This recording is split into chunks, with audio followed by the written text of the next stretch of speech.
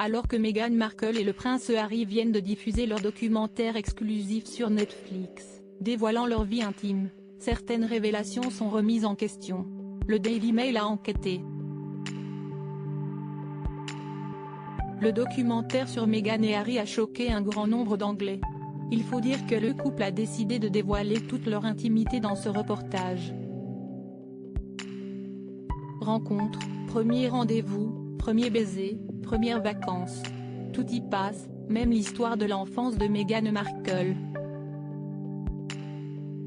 Et ce n'est pas tout. Le couple a compté l'arrivée de Meghan dans la famille royale, non sans difficulté. Ma grand-mère a été le premier membre senior de la famille que Meghan a rencontré.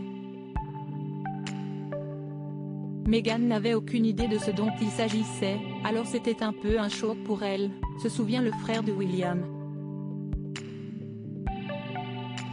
Comment expliquer que vous vous inclinez devant votre grand-mère, et que vous devrez faire la révérence? Surtout à un Américain. C'est bizarre, affirme-t-il. Ainsi, Meghan Markle assure qu'elle a eu du mal avec le protocole. On ne l'aurait pas prévenue de tout ça, par exemple, on ne lui a pas appris à saluer. Pour suivre le fameux protocole de la famille royale, elle aurait improvisé. Quand je me suis unie à cette famille, je savais qu'il y avait tout un protocole, raconte la duchesse de Sussex.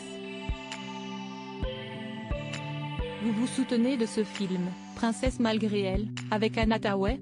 Continue Meghan alors qu'un extrait du film est diffusé. Je t'enseignerai à parler, à marcher, à t'habiller comme une princesse, explique Julie Andrews, jouant le rôle de la reine Clarisse, à la jeune Mia Thermopolis du film. Il n'y a pas de cours comme ça, s'exclame Meghan à l'écran. Personne pour te dire assieds-toi comme ça, croise les jambes comme ça, utilise cette fourchette, révérence, porte ce chapeau-là, etc. Assure la mère d'Archie et Lilibet. Meghan Markle sur Google pour apprendre l'hymne anglais. J'ai eu beaucoup à apprendre, y compris l'hymne national, confie-t-elle avant de raconter avoir appris les paroles grâce à YouTube. J'ai cherché sur Google, puis je me suis entraînée, encore et encore. Le prince Harry n'est pas en reste. En plus de tout ça, la presse inventait tout un tas de protocoles. Il était par exemple reproché à la fiancée du prince de porter un chignon alors qu'elle n'en avait apparemment pas le droit, de ne pas avoir mis de bas, même de signer des autographes.